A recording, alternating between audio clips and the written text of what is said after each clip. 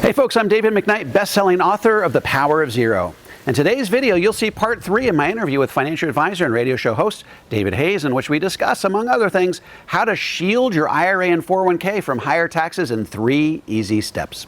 So we were talking about pulling the window shade down and pretending like this problem doesn't exist, but the problem does exist, and we are sitting with tons of money in tax-deferred retirement accounts. So let's talk about some basics on how to move yourself off of those train tracks. I'll let you take it.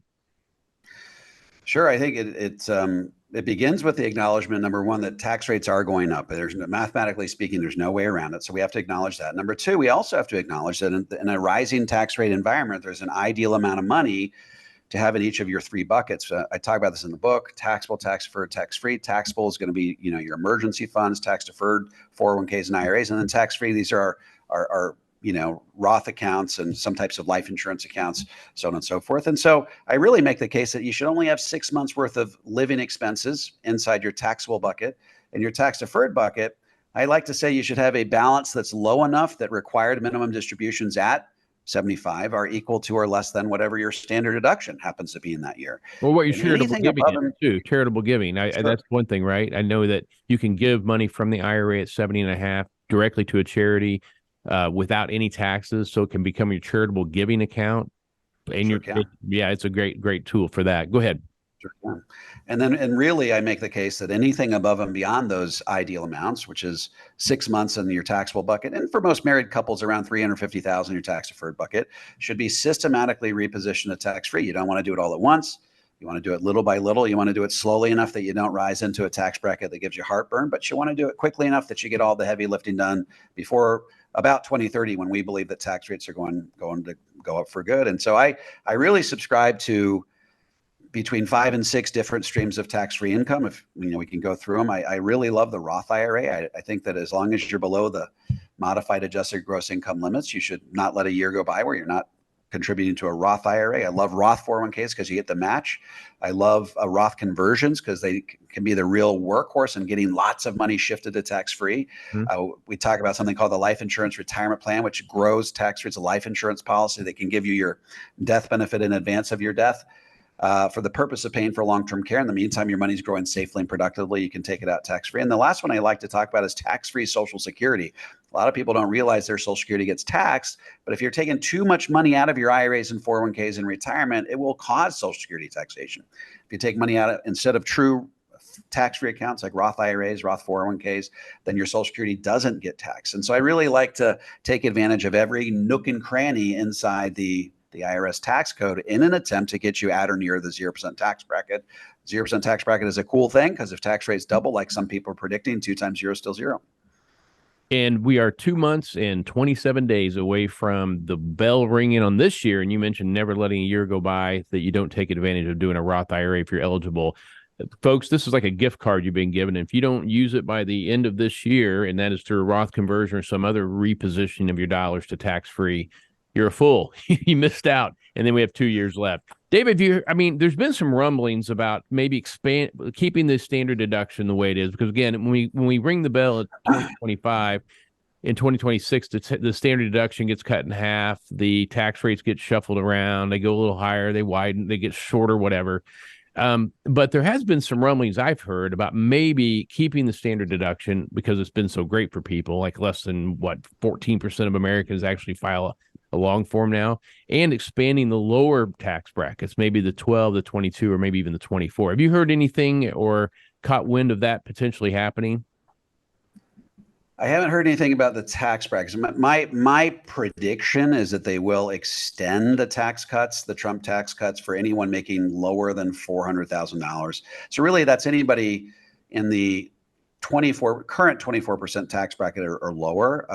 If they allow those tax cuts to expire on those people have short memories. It's going to feel like tantamount to a tax increase. It's going to feel like their taxes got raised, and that's going to get some people voted out of office. And so the other thing that will likely happen, and this is slated to happen if nothing else changes, is the standard deduction will revert to what it was in 2017. They'll increase it for inflation. They'll restore the personal exemptions. So I think what people will likely experience is a standard deduction plus personal exemptions that's fairly close to the current standard deduction, and of course, adjusting everything for inflation. But I think that the rich are going to experience a tax increase, and it's just going to go up from there. But I think that middle class will likely experience level tax rates through 2030. There's no guarantee on that, but I think that the whole reason they did these tax cuts was primarily a benefit for a huge swath of middle class Americans, and I think they're going to extend those tax cuts. Nothing's for sure, but that's what my gut tells me. Well, and it obviously was more money in people's pockets. The economy took off. I mean, there's a lot of other factors there as well. Let's take another break. When we come back, I want to get David's opinion on some of the other ways we can increase revenue in the United States through other types of taxes, and particularly the federal estate tax. We talk about the income tax being like a roller coaster ride over time since it first was instated. But the federal estate tax is no different, and what's going to happen at the end of 2026 and what could happen down the road, and just something else that people need to keep their eyes open for. We'll be right back at Your Money with David Hayes. How much time? I have kept time. About 26 and a half minutes right now. Okay. But that includes you may want to refresh my memory on what does happen in 2026. It gets cut in half. It gets back to I was going to say it reverts back to the lower amount. Right? Yeah. So I'd say it's probably closer to like 25 needs to get excess. Okay. To 25. Okay. Well, what segment am I on? We're going into because I've lost segment 5. Like second to last week. Okay, so got it. So we have 17 minutes then. Okay, got it. All right. Welcome back, everyone, to Your Money with David Hayes. David McKnight, the author of Power of Zero. Dave, give the listeners some insight on other books that you've written. Of course, Look Before You Lerp is one. You've revised Power of Zero to update that. What else is going on in your world, in your book writing world? I got a book coming out probably in the next 6 months called the working title is Guru, in which I basically set my sights on the mainstream financial gurus. I talk about Dave Ramsey, Susie Orman, Clark Howard, Ramit Sethi, Ken Fisher, a white coat investor, and I talk about what I call a guru gap. And gurus, by definition, are trying to appeal to as broad an audience as possible.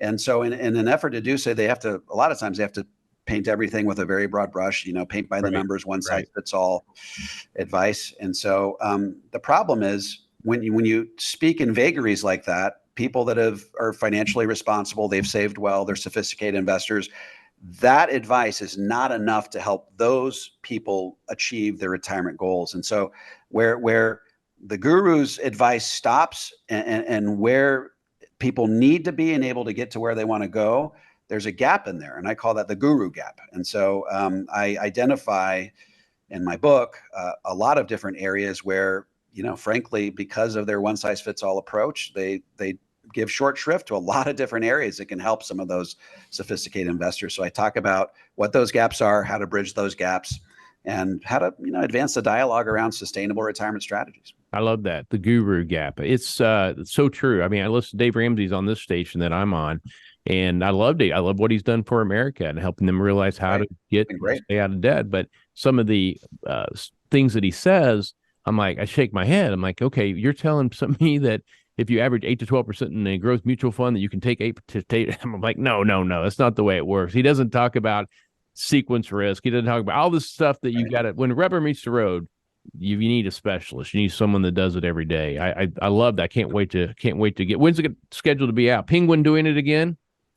We're shopping it around to different publishers right now. So we'll see. It's there's no guarantee that Penguin Random House will go for it because it's a very controversial topic, and I'm trying to do it in a very even-handed, deferential way. But there's no getting around the fact that I'm setting my sights on some pretty important people in the publishing world, and so we'll see how that goes.